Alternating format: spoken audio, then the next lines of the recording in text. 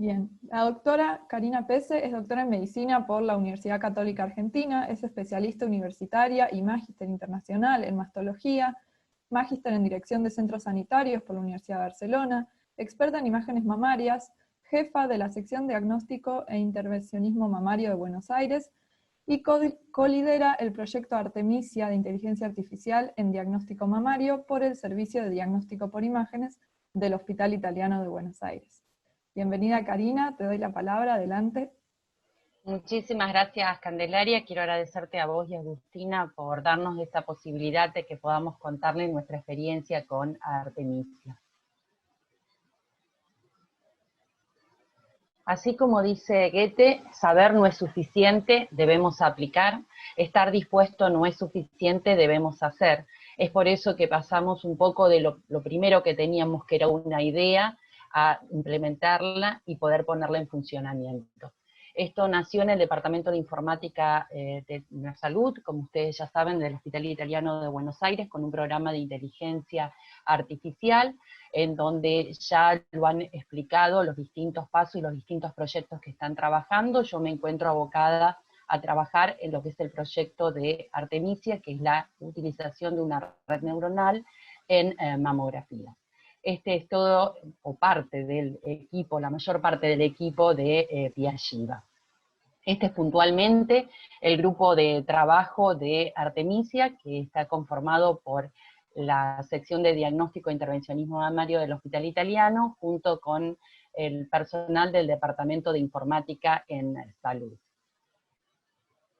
Primero, para comenzar a hablar sobre inteligencia artificial, sabemos que debemos pasar por 3 etapas. Uno, que es el desarrollo de la herramienta, después la evaluación y validación del desempeño. Hasta ahí es lo que nosotros consideramos como laboratorio, para poder pasar después a la implementación en el flujo de trabajo, para terminar validando lo que es la herramienta en la implementación.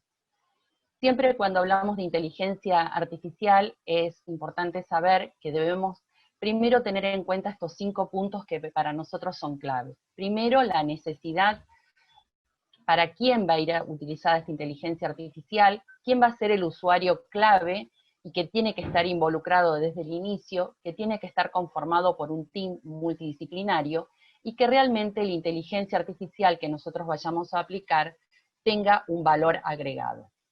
Entonces, respondiendo a este primer punto, cuál era la necesidad puntual que teníamos desde el sector, después de conversarlo y analizarlo en grupo, decidimos que íbamos a comenzar con la evaluación de la densidad mamaria.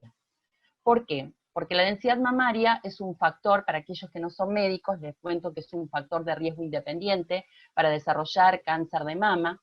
Este factor de riesgo es mayor para las pacientes que tienen patrones densos versus los patrones no densos.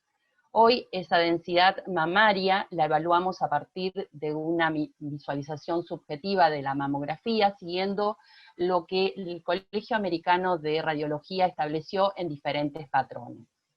Así, las pacientes que tienen patrones densos, que son las que tienen las letras denominadas C y D, son mujeres que se consideran de mayor riesgo, tal es así que las mujeres del grupo de la letra D, extremadamente densos, tienen hasta 6 veces más riesgos de tener cáncer de mama que las mamas adiposas. A su vez, la densidad mamaria es un factor de enmascaramiento que disminuye lo que es la sensibilidad y especificidad en el diagnóstico mamográfico. Nosotros lo evaluamos mayormente en la clínica con la visualización directa de la mamografía en monitores de 5 megapíxeles y asignamos estos patrones de densidad siguiendo la clasificación del Colegio Americano de Radiología.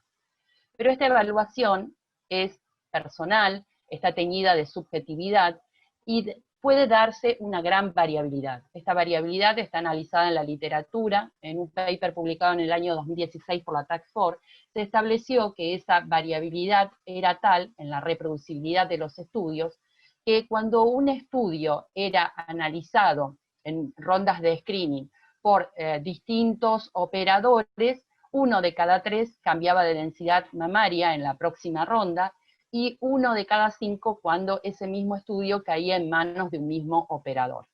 Por lo tanto, la variabilidad en la evaluación del parénquima mamario era una problemática. Nosotros realizamos promedio en los últimos 5 años unas 35.000 mamografías anuales, utilizamos reporte estructurado, y primero, antes de comenzar con el trabajo de la red neuronal, quisimos establecer cuál era la variabilidad que existía inter e intraobservador, y así encontramos que los kappa ponderados nuestros eran sustanciales.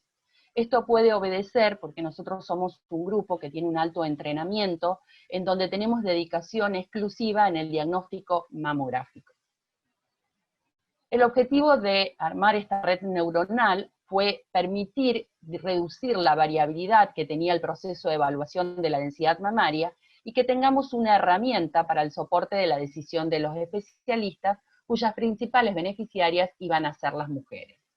Siendo estos puntos claves, para quien el usuario clave involucrado desde el inicio y el team multidisciplinario, es que decidimos utilizar mamografías, un dataset de mamografías del propio hospital italiano, con el cual entrenamos a nuestra red neuronal. De nuestro dataset utilizamos el 80% de esos datos, que fueron 7.323 mamografías, para el entrenamiento de la red, y aquí es donde nosotros realizaron los bioingenieros lo que fueron los ajustes de los hiperparámetros que fueron necesarios hasta que consideramos que la red podía pasar a la etapa siguiente de la validación. Cuando pasamos a la etapa de validación, tenemos que tener en cuenta que el objetivo es tener el poder de generalización de la herramienta, y vamos a utilizar un 20% de datos. Ese 20% de datos del dataset no tenían que ser los mismos datos que hemos utilizado para el entrenamiento, para evitar que la red neuronal tenga lo que se llama la memorización de casos particulares. Después de pasar la fase de validación, pasamos a la fase de test, para evaluar el diagnóstico de la herramienta, y utilizamos 776 mamografías, y pasamos a lo que era la evaluación, cuyo objetivo era establecer cuál era la efectividad clínica en un entorno del mundo real, para poder después terminar en la implementación, tener una herramienta embebida en nuestro flujo de trabajo. Debo aclarar que todo nuestro dataset fue utilizando mamografías propias del hospital italiano. Los datos habían sido etiquetados por expertos con dedicación exclusiva en el informe mamográfico, lo que fue el protocolo de evaluación de Artemisia. Como criterios de inclusión utilizamos mamografías de screening que habían sido realizadas en la institución desde el 1 de febrero hasta el 28 de febrero del 2019, habían quedado excluida todo lo que era gigantomastia y prótesis mamaria porque no se utilizaron este tipo de imágenes para el entrenamiento de la red neuronal. Incluimos un total de 451 pacientes con 451 placas. Acá en este punto participaban 6 participantes, 6 médicos expertos, que tenían promedio 9 años de experiencia. Ninguno sabía qué categorización iba a asignarle el otro colega, y tampoco conocíamos cuál era la asignación que le daba Artemisia. La prevalencia de nuestra muestra de mama densa era en muestra de un 41%. Acá les muestro nuestros kappa ponderados lineales de acuerdo interobservador para lo que fue el grupo médico y la concordancia entre Artemisia y el reporte de la mayoría. Como la evaluación de la densidad mamaria no tenemos una histología, lo que se consideró fue la moda estadística del grupo para considerar lo que es el reporte de la mayoría. Así, cuando comparamos Artemisia versus el reporte de la mayoría, nuestro kappa ponderado fue de 0,64, es decir, con un acuerdo sustancial. Cuando evaluamos nuestros coeficientes kappa ponderados, intraobservador entre el grupo médico y la concordancia entre Artemisia y el reporte de la mayoría, obviamente, al ser Artemisia una red neuronal, no tiene la variabilidad que sí tienen los operadores, y tuvo un acuerdo casi perfecto. Y nosotros los profesionales, un acuerdo que iba entre sustancial a casi perfecto. ¿Cuáles fueron nuestros parámetros que evaluamos de sensibilidad? De un 83.2, especificidad de 88.4, un valor predictivo positivo de 83.2 y un valor predictivo negativo de 88.4, para diferenciar lo que son patrones densos versus patrones no densos. Así, Artemisia decidimos que estaba lista para ser integrada a nuestro flujo de trabajo. Normalmente la paciente realiza las mamografías, a las 23 horas estas imágenes se descargan en el PAC, pasan por la red neuronal Artemisia, que evalúa estas imágenes, y les asigna las etiquetas.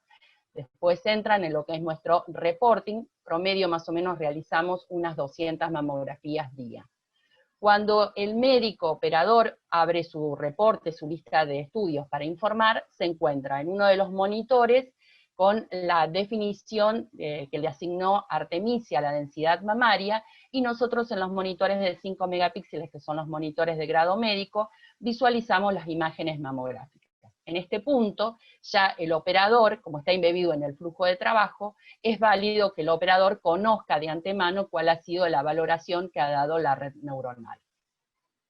Puede o no coincidir, y todo esto gracias a un gran trabajo que realizó uno de los speakers que hoy nos acompaña, Ezequiel. Esto queda volcado en un tablero de gestión, y podemos saber qué cantidad de mamografías se hacen y qué grado de coincidencia o no tenemos con la red neuronal, para el día de mañana, si quisiéramos hacer ajustes, un reentrenamiento de la red neuronal, lo podamos hacer. Llevamos ya un año, comenzamos el 18 de octubre del 2019 con la implementación de Artemisia en nuestro flujo de trabajo. Se hicieron en total 20.356 mamografías. Para hacer lo que se conoce como el protocolo de evaluación de la implementación, hicimos un punto de corte que se extendió desde el 18 de octubre de 2019 hasta el 20 de octubre del 2020, seguíamos manteniendo los mismos criterios de exclusión, la gigantomastia, prótesis mamarias. En total incluimos 8.821 mujeres que habían sido categorizadas tanto por Artemisia como por los médicos operadores, un total de 35.284 placas mamográficas. Acá ya le dimos participación a todos los médicos que trabajaban en el servicio, en ese momento 11, incluidos los médicos fellow, y la prevalencia de la mama densa era de un 39%.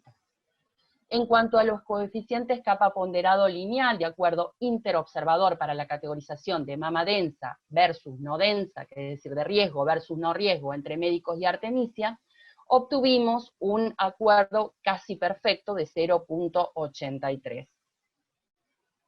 Cuando evaluamos los coeficientes capa ponderado lineal de acuerdo interobservador para las 4 categorías, es decir, discriminando en A, B, C y D, versus los médicos y Artemisia, observamos que el grado de acuerdo fue sustancial de 0.75. Y en cuanto a los parámetros que habíamos visto de sensibilidad, especificidad, valor predictivo positivo y negativo, les quiero mostrar la comparativa de lo que fue la etapa de evaluación versus lo que ya es la evaluación que hicimos en la etapa de implementación. Vemos que mantuvo casi la sensibilidad de un 83.2, pasó a un 84.5, pero nos aumentó la especificidad de un 88.4 a un 96.9, el valor predictivo positivo pasó de 83.2, que era la fase de laboratorio, a 94.7 en lo que es la fase ya de implementación. Y un valor predictivo negativo, que se mantiene con aumento, pero es casi similar, de 88.4 a 90.6. Entonces, siguiendo los puntos claves, ¿qué nos aporta la inteligencia artificial de valor en la práctica diaria? Y entonces, ¿qué nos aportó Artemisia? Una menor variabilidad intra e interobservador en la detección de pacientes de mayor riesgo, es decir, las pacientes con mama densa, priorizar los informes, las mamas densas, para aquellos médicos que tienen mayor expertise que los médicos que recién comienzan, optimizar los flujos y los tiempos del médico imagenólogo, soportar a los profesionales de menor experiencia, sobre todo para aquellos médicos que por ahí se encuentran solo y no tienen la oportunidad de tener la presencia de una segunda lectura, y fundamental para planificar lo que son nuevas estrategias de screening para lo que consideramos el grupo de riesgo de mama densa. Hoy la tenemos totalmente embebida en el flujo de trabajo, tenemos este tablero de gestión que nos permite, si quisiéramos, el día de mañana realizar lo que se conoce como el reentrenamiento de la red neuronal. Hoy nos encontramos principalmente abocados en lo que conocemos como la versión 2.0 de Artemisia, que es el etiquetado de lesiones de acuerdo a la categorización BI-RADS en asimetrías, microcalcificaciones, distorsiones y nódulos, diferenciando entre lo que son hallazgos benignos confirmados y malignos confirmados con la histología. Estamos utilizando mamografías de nuestra base de datos, nuestro dataset del año 2015, y estamos etiquetando manualmente cada una de las imágenes. Si bien nosotros tenemos los informes con informe estructurado, estamos controlando y etiquetando manualmente todas las lesiones, y aquellas lesiones que son malignas, a su vez sabiendo cuál es el subtipo molecular. ¿Por qué la denominamos artemisia? Bueno, en nombre de Artemisia, esto fue también consensuado entre todo el grupo, decidimos llamarla Artemisia en honor a una pintora del barroco, una eximia pintora, que fue la primera mujer que logra ingresar a la Escuela de Arte de Firenze, algo que no estaba permitido a las mujeres, por lo cual para nosotros es un ícono para las mujeres, y sobre todo su nombre finaliza con las siglas de inteligencia artificial. Y una red neuronal que está dedicada a las mujeres tenía que tener el nombre de una mujer. A modo ya de ir cerrando, para quienes no leyeron este libro se lo recomiendo, de Harari, 21 lecciones para el siglo XXI, y esta gran reflexión: los seres humanos siempre fueron mucho mejores inventando herramientas que usándolas sabiamente. Esperemos que no podamos sortear esta profecía o esta autosentencia. Y para eso es importante estas claves de éxitos, que son la necesidad, para quién, que el médico que va a utilizar esta red neuronal participe desde el inicio, que esté involucrado, que se armen team multidisciplinarios como armamos en el grupo del Hospital Italiano, y que realmente esta inteligencia artificial vaya a aportarnos un valor. Como mensajes para llevar, consideraciones claves en lo que es el desarrollo de modelos, estas preguntas, siempre mantenerlas. ¿Cuáles serán las intervenciones posteriores? ¿Quién es el usuario objetivo del modelo? ¿Cuál es el riesgo de la falla y de eventos adversos? ¿Qué precisión se necesita? ¿Son menos deseables los falsos positivos o los falsos negativos? A modo de conclusión, la promesa de la inteligencia artificial en la atención médica ofrece oportunidades sustanciales, como mejorar los resultados de los pacientes y del equipo clínico. No debemos olvidarnos que los imagenólogos estamos muy acostumbrados a pasar largas horas de nuestro día frente a imágenes, pero poco tiempo a veces con el paciente. La inteligencia artificial tiene la promesa de hacerla más humana la medicina, brindándonos más espacios y más tiempos para poder conversar con los pacientes acerca de sus resultados. Reducir los costos, ¿cómo? Disminuyendo los falsos positivos, las biopsias innecesarias, todo esto que tiene un impacto tan grande en el sistema de salud. E impactar positivamente en la salud a nivel global. No debemos olvidarnos que estadísticas recientes establecen que 2/3 de la población mundial carece de un acceso a una radiología especializada. Esto se traduce en 4.7 billones de personas. Y llevar una red neuronal a un médico que se encuentra solo, sin la posibilidad de una segunda lectura, realmente va a tener un impacto global muy grande el uso de una red neuronal, que de ninguna manera busca a reemplazar al médico, sino ser una herramienta en la toma de decisiones. Y obviamente que depende de nosotros, las partes interesadas, los expertos y los usuarios de estas tecnologías, asegurarnos de que se utilizan de manera equitativa y apropiada para defender los valores humanos que inspiraron su creación. Para finalizar, le quiero mostrar todo el grupo de trabajo, agradecerle enormemente, la verdad que es un placer trabajar con ellos a diario, con el ingeniero Matías Tajerián, con la doctora María Julia Fragela, con el ingeniero Ezequiel Quiroga y con el doctor Bruno Boetti, que forman parte del Departamento de Informática en Salud, y con las doctoras María José Chico y Paso Exiki, que forman parte del equipo de la sección de diagnóstico e intervencionismo mamario. Agradecerle a la jefatura de los servicios por habernos brindado esta oportunidad, y fundamentalmente a Sonia Benítez, que lleva la coordinación general de Piagiva, sin que esto no hubiera sido posible. Así que muchísimas gracias a todos. Muchas gracias, Karina, por tu presentación.